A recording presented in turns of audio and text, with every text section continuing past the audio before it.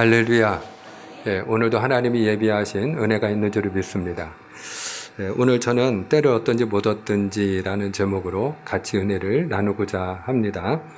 우리가 같이 오늘 말씀 먼저 읽기 원하는데요. 오늘 말씀 우리가 27절로 30절까지 우리 네 구절인데요. 27절로 30절까지 우리가 교대로 읽기 원하는데, 읽을 때에 여러분들이 그 사도 바울이 세 번째 전도 여행을 마치고 지금 예루살렘 교회에 들어왔다는 걸 기억하시면 좋겠고요. 그리고 예루살렘 교회에 돌아온 사도 바울이 온 교회 성도들과 갈등 없이 또 오해를 풀고 하나가 되기 위해서 그가 율법을 지키려고 결례 의식을 행하기 위하여 성전에 들어갔다 하는 것을 우리가 지난 시간까지 보았어요. 그런데 그 성전에 들어가서 그가 결례 의식을 마칠 때쯤에 일어난 일, 성전 안에서 일어난 일을 오늘 우리에게 들려주고 있는데, 어떤 일이 일어났는지 여러분들이 같이 좀 보시면 좋겠습니다. 27절로 30절 말씀 교대로 봉독하겠습니다. 그 이래가 거의 참에 아시아로부터 온 유대인들이 성전에서 바울을 보고 모든 무리를 충동하여 그를 붙들고 외치되 이스라엘 사람들아 도우라. 이 사람은 각처에서 우리 백성과 율법과 이곳을 비방하여 모든 사람을 가르치는 그 자인데, 또 헬라인을 데리고 성전에 들어가서 이 거룩한 곳을 더럽혔다 하니, 이는 그들이 전에 에베소 사람 드로비모가 바울과 함께 시내에 있음을 보고 바울이 그를 성전에 데리고 들어간 줄로 생각함이로라. 온 성이 소동하여 백성이 달려와 모여 바울을 잡아 성전 밖으로 끌고 나가니 문들이 곧 닫히더라. 아멘. 자, 오늘 27절에 보면은요, 사람들을 선동하는 무리들이 등장을 합니다. 그들이 바로 누구입니까? 아시아로부터 온 유대인들이라 이렇게 되어 있어요. 여기서 아시아로부터 온 유대인은 조금 더 우리가 좁은 의미에서 구체적으로 이야기하면 그 아시아 지방, 그 소아시아 지방 에베소라는 도시에서 살던 유대인들로 보여집니다. 그런데 그들이 지금 사람들을 선동을 합니다. 우리를 도우라 그러면서 사도 바울을 잡아가지고 사도 바울을 끌고 나가려고 하는 것이에요. 그리고 그들의 종교법에 따라서 지금 사도 바울을 처단하려고 그들이 힘쓰는 것을 알 수 있습니다. 그리고 그와 같이 선동하는 사람들의 그 선동에 또 같이 움직이는 사람들, 그와 같은 무리들이 있음도 우리가 보게 됩니다. 그런데 오늘 여러분, 지금 선동하는 사람들이 사도 바울을 공격을 할 때 그들이 바울에 대한 편견과 잘못된 선입견이 있다 하는 것을 우리가 알 수 있는데요. 28절을 좀 보시면 28절에 이 사람은 각처에서 우리 백성과 율법과 이곳을 비방하는 자다 이렇게 얘기를 하고 있어요. 세 가지를 그들이 오해하고 있는데요. 첫째는 우리 백성을 비방하는 자다. 우리 백성이라면 누구를 말하겠어요? 유대인을 말하는 거죠. 유대인. 그런데 우리가 이미 잘 알고 있는 것처럼 사도 바울은 자기 동족을 누구보다 사랑하는 사람이었어요. 심지어는 내가 그리스도의 사랑에서 끊어질지라도 내 동족, 나의 민족이 구원을 받을 수만 있다면 내가 원하는 바로라. 그렇게 자기 목숨보다도 더 자기 동족을 사랑했던 사람이 바울이었어요. 그럼에도 불구하고 지금 이 아시아로부터 온 유대인들은 바울에 대해서 어떤 편견을 가지고 있어요? 그는 우리 백성을 비방하는 자다. 두 번째는 율법을 비방하는 자다. 그런데 사도 바울은 누구보다 열심을 가지고 율법을 지키는 사람이었고요. 그리고 한 걸음 더 나가서 그는 이곳을 비방하는 자다 그랬는데, 이곳은 성전을 말하는 거죠. 근데 하나님의 성전을 누구보다 사랑한 사람이 또한 바울이었어요. 그러니까 말하자면 전체적으로 그들은 사도 바울에 대해서 잘못된 편견을 가지고 있었던 것이죠. 그런데 이런 잘못된 편견과 선입견을 가지고 있으면 우리가 잘못된 판단을 내리게 되는 거죠. 그래서 그들이 바울에 대해서 잘못된 판단을 내리게 되는데, 그 잘못된 판단이 무엇입니까? 헬라인을 데리고, 이 헬라인은 이방인을 말하는 거죠. 이방인을 데리고 성전에 들어가서 이 거룩한 곳 하나님의 성전을 더럽혔다 하는 것이에요. 한마디로 성전을 모독했다 하는 것이죠.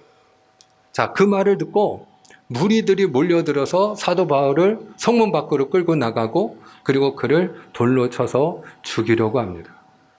자, 그런데 여러분, 우리는 이 선동하는 사람들이나 또 이 선동질에 넘어가는 사람들이나 한 가지 공통점을 보게 됩니다. 그게 뭐냐면은 아무도 진실에는 관심이 없다는 거예요.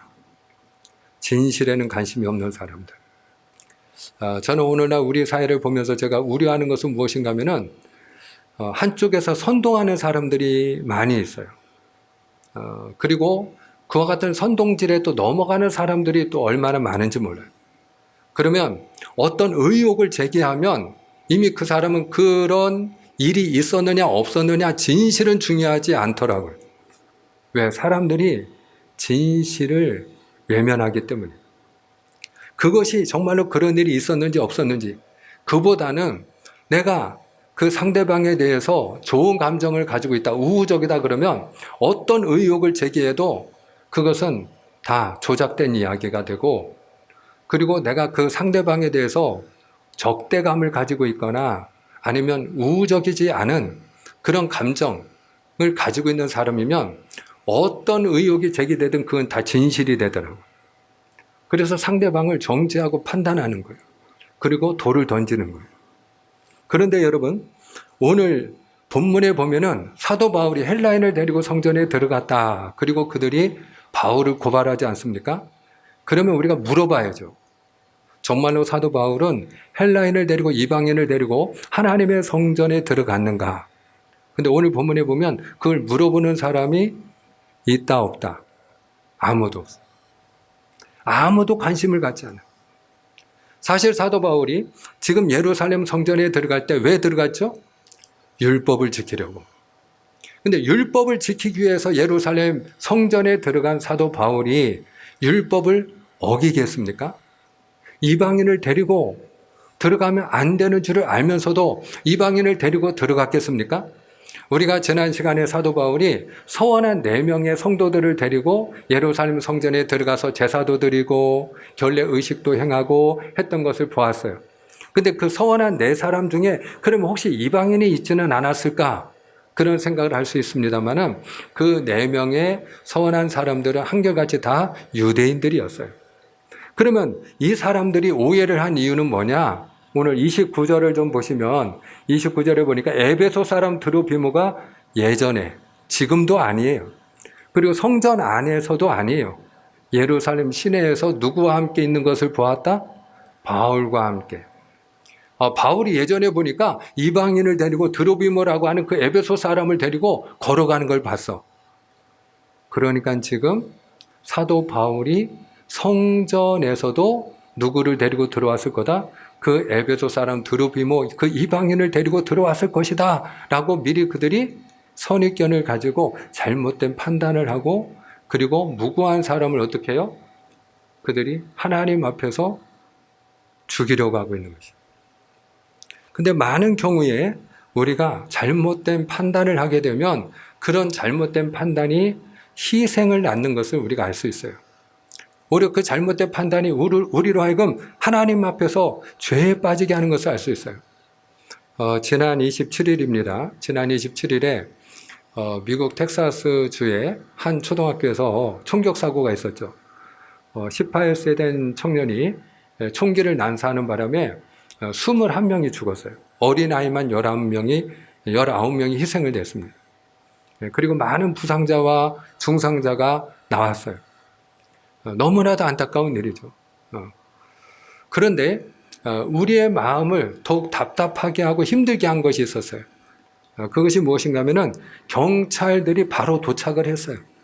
근데 경찰들이 바로 도착을 했는데 그들이 범인을 진압하지 않고 그들이 교실로 들어가지 아니한 채 교실 바깥에 복도에서 19명의 무장한 경찰들이 그냥 가만히 1시간 이상 대기만 하고 있었다는 거예요. 범인은 교실 안에서 아이들에게 총을 쏘고 있는데 경찰은 들어가질 않았어요. 모든 미국인들이 다 충격에 빠졌어요. 아니, 경찰이 동원이 됐는데, 출동을 했는데, 어찌하여 진압을 하지 않았느냐? 어찌하여 그들이 실내로 들어가지 않았느냐? 잘못된 판단이 있었기 때문이에요. 당시 현장을 지휘하던 현지 경찰서장이 인질극으로 판단을 했어요. 그래서 본인들도 들어가지를 않고, 그리고 그 범인을 진압하기 위해서 출동을 한 연방 무장 요원들도 들어가지 못하게 막았던 거예요. 그리고 안에서는 살상이 이루어지고 있는데도 불구하고 그들은 1시간 이상 대기만 하고 있었던 거죠. 그 당시에 대기하고 있던 그 경찰들도 자기들이 왜 그때 가만히 대기를 하고 있어야 했는지 자기들도 알 수가 없다. 이해를 할 수 없다. 그리고 이야기하는 걸 볼 수 있었어요. 잘못된 판단이 무고한 많은 아이들을 오히려 희생으로 몰고 간 아주 극단적인 사례라고 할 수 있어요.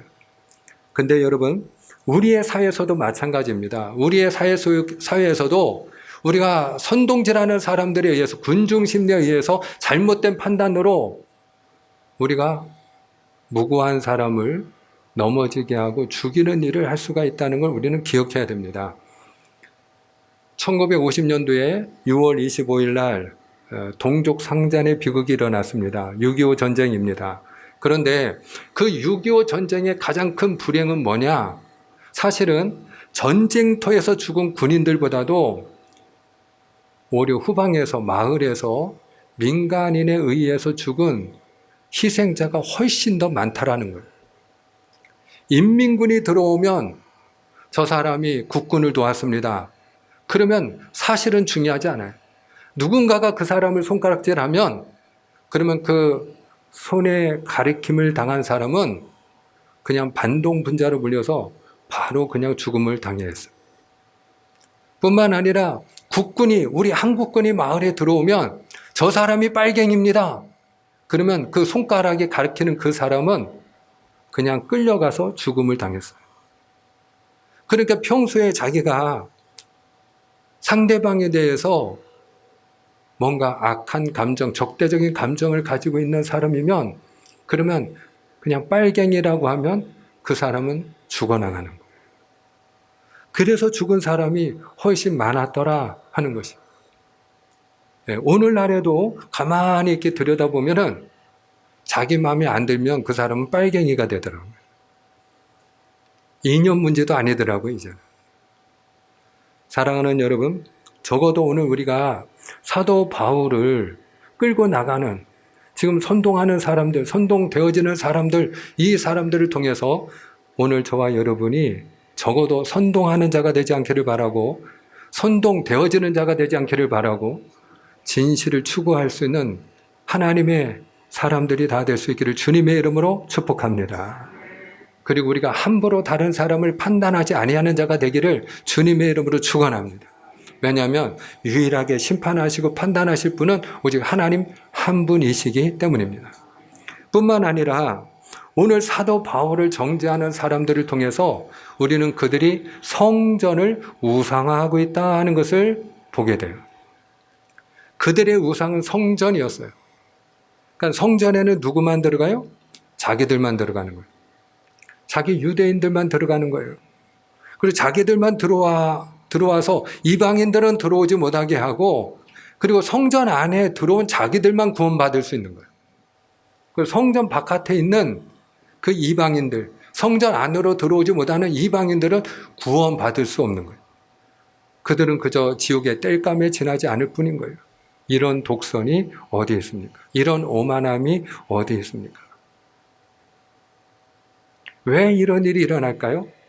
그 이유는 다름 아니라 그들이 하나님이 아니라 그들이 다른 대상, 눈에 보이는 성전을 우상화했기 때문입니다.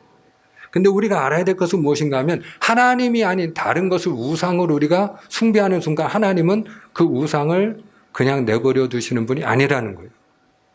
하나님은 그 우상을 깨부수는 분이십니다. 그래서 예수님의 제자들 가운데 그 아름다운 성전, 화려한 성전을 보고 웅장한 성전을 보면서 예수님께 자랑할 때 예수님이 하신 말씀이 있어요. 자, 마가복음 13장 1절과 2절을 같이 한번 읽기 원합니다. 우리 마가복음 13장 1절과 2절입니다. 함께 읽습니다. 시작. 예수께서 성전에서 나가실 때 제자 중 하나가 이르되 선생님이여 보소서 이 돌들이 어떠하며 이 건물들이 어떠하니이까. 예수께서 이르시되 내가 이 큰 건물들을 보느냐. 돌 하나도 돌 위에 남지 않고 다 무너뜨려지리라 하시니라. 아멘. 제자 중에 하나가 예수님이 성전을 보세요. 예루살렘 성전을 두고 하는 이야기예요. 이 돌들을 보십시오. 이 건물을 좀 보세요. 얼마나 웅장하고 얼마나 화려하고 얼마나 아름답습니까? 그리고 말 그대로 그 찬송의 대상이 하나님이 아니었어요. 그 건물 성전이 그들의 찬미의 대상으로 바뀐 것을 우리가 알 수 있어요. 누구조차도, 예수님의 제자들조차도. 그때 예수님이 충격적인 예언을 하시죠.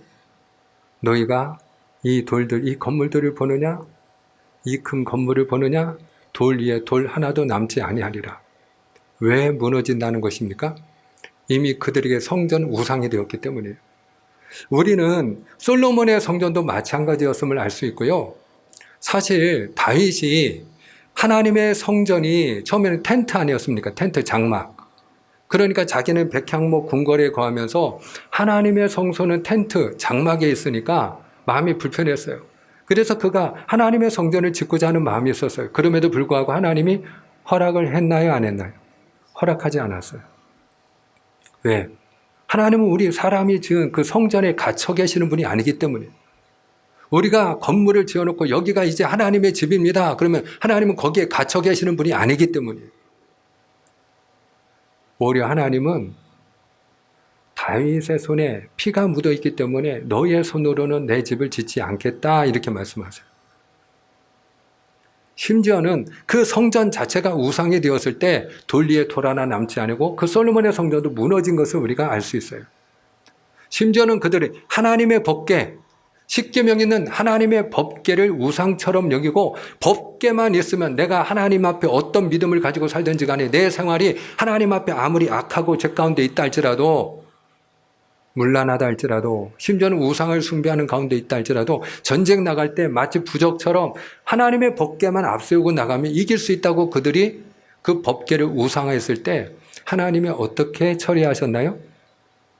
그 하나님의 법궤를 이스라엘의 손에서 이방인의 손에 넘겨주셨어요. 사랑하는 여러분, 저는 오늘 주님의 이름으로 축복하는 것은 저나 여러분이나 오직 하나님을 사랑하는 자가 될 수 있기를 주님의 이름으로 축원합니다. 눈에 보이는 건물이나 성전이 우상이 되지 않기를 주님의 이름으로 축복합니다.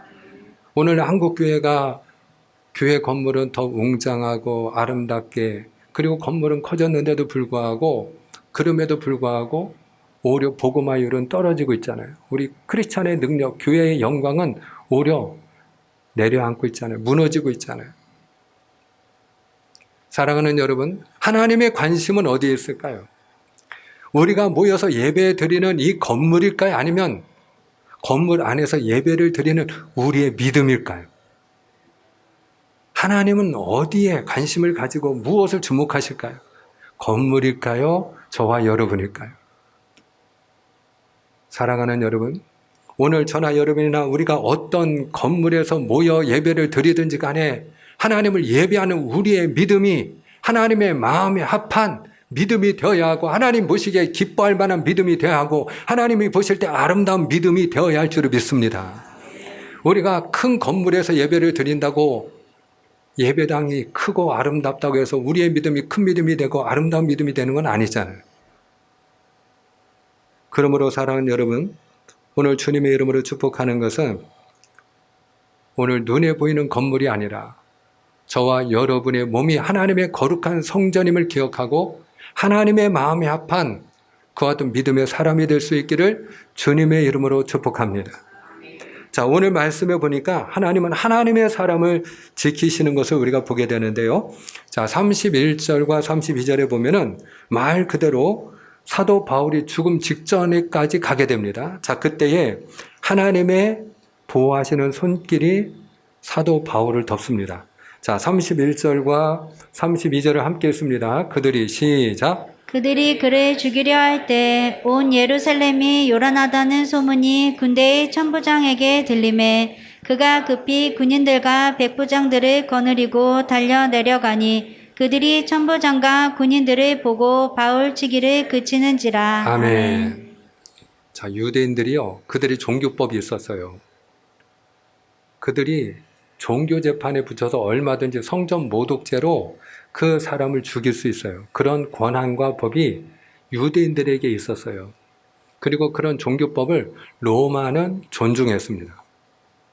그래서 그들의 종교를 가지고 돌을 쳐서 그 사람을 죽이든 어떻게 하든 간에 로마는 간섭하지 않았어요. 자, 그런데 오늘 예외가 발생합니다. 예외가 일어나는 거예요. 지금 사도 바울을 그들이 돌로 치려고 하는 것은 다름에 있지 않아요. 사도 바울이 성전을 모독했다는 죄목 때문이에요. 이거는 종교법에 따라 그들이 바울을 지금 처단하려고 하는 거예요. 자, 그런데 그 소식을 듣고 하나님이 공권력을 동원하세요. 하나님께서 하나님의 사람 바울을 지키시고 보호하시기 위하여 천부장을 보내시고 백부장을 보내시고 로마의 군인들을 동원하세요. 그래서 천부장과 백부장들을 보고 유대인들이 바울 치기를 어떻게 했다고요? 그치는지라 그랬어요. 바울 치기를 그치는지라. 만약에 하나님께서 공권력을 동원하여 사도 바울을 그들의 손에서 건져주지 않았다면 사도 바울은 그 자리에서 맞아 죽었을 거예요. 아마 그들이 바울을 손으로 때리고 발로 차고 그것도 모자라서 눈에 돌이 보이면 돌을 들어 던질 것이고 그리고 바위가 보면 바위로 내리쳤을 거예요.